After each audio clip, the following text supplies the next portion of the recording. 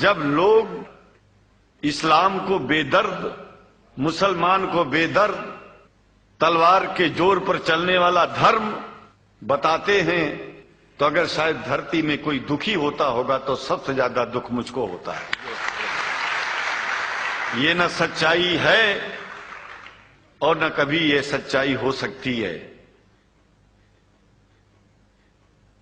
जिस इस्लाम ने पहला कलमा ही कुरान शरीफ का ये बताता है कि नहीं है इबादत के काबिल सिवाय परमात्मा के और कोई, ला इलाहा इल्लल्लाह मोहम्मद रसूल अल्लाह। भला आप बताइए, वेदों का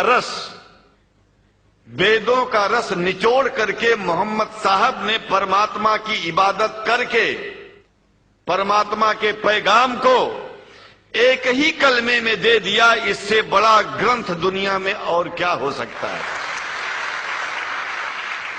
अगर कुरान के पहले कलमे को ही पढ़ करके हिंदू अपने धर्म का पालन करना चाहे तो उससे बड़ा धर्मात्मा शायद कोई नहीं होगा। कुरान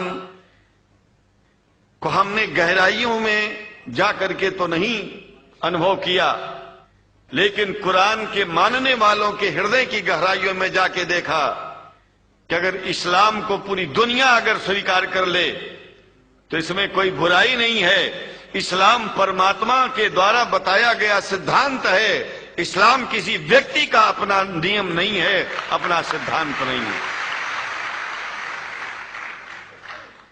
कुछ लोग भेदभाव पैदा करने के लिए इस धरती पर मुसलमानों को बेदर्द कह देते हैं, इस्लाम को बुरा कह देते हैं। मैं कहता हूं उनसे बुरा इस दुनिया में कोई नहीं है। वो शैतान के बच्चे हैं, खुदा के बच्चे नहीं हैं।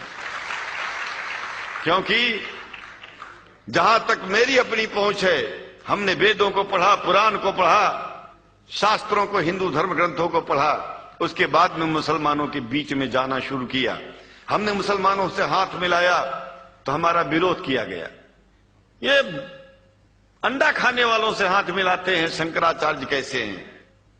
अरे हमने कहा कि तुम्हारी समझ में नहीं आ रहा है।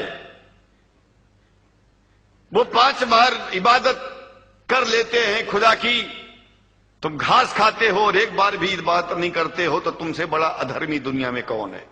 तुम अपने अधर्म को देखो। किसी के पवित्रता के सिद्धांतों का विरोध करना पहला अधर्म है।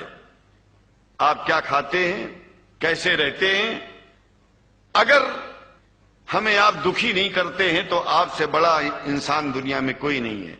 हम घास खाएं और आपके दिल को चोट पहुंचाएं तो हमसे बड़ा अधर्मी कोई नहीं है दुनिया में। सनातन धर्म और इस्लाम में कोई भेद नहीं है, और हिंदू धर्म तो कोई धर्म ही नहीं है। सनातन धर्म धर्म है, और शायद जो संस्कृत का सनातन शब्द है, अगर किसी भाषा में उसको इस्लाम कहा जाए तो कोई बुरी बात नहीं है। इस्लाम और सनातन में कोई भेद नहीं है, क्योंकि परमात्मा एक है, परमात्मा सबका है। ये संदेश ऋषियों मुनियों ने दिया, और यही संदेश परमात्मा का भेजा हुआ संदेश स्वयं हमारे मोहम्मद साहब ने इस पैगाम को हमको दिया। तो हम भेदभाव क्यों करें? यहां पर भारत का मुसलमान, एक बात बिल्कुल मैं स्पष्ट बता रहा हूं आपसे, अगर भारत का मुसलमान सो गया तो भारत सो जाएगा। इसलिए भारत को जगाना है तो मुसलमानों को जागते रहना पड़ेगा। भारत जाग जाएगा, पूरी दुनिया जाग जाएगी। यह भी मैं जानता हूं कि भारत के सच्चे हिंदुओं को, जो सच्चे सनातन धर्मी हैं, उनको मुसलमानों से प्रेम चाहिए, उनको मुसलमानों से भेद नहीं चाहिए।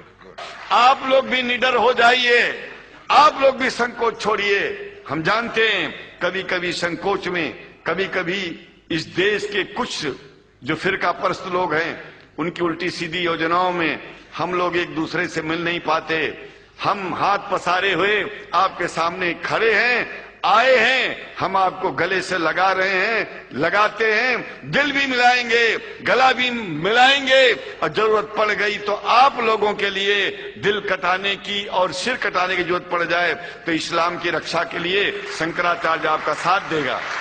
क्योंकि शंकराचार्य जानते हैं इस्लाम धोखा नहीं है, शंकराचार्य जानते हैं इस्लाम बर्बादी का रास्ता नहीं है। शंकराचार्य को पता है कि जो वेद में लिखा है वही कुरान में लिखा है, इसलिए हमारा धर्म नहीं छूटेगा, हमारा धर्म और आगे बढ़ेगा।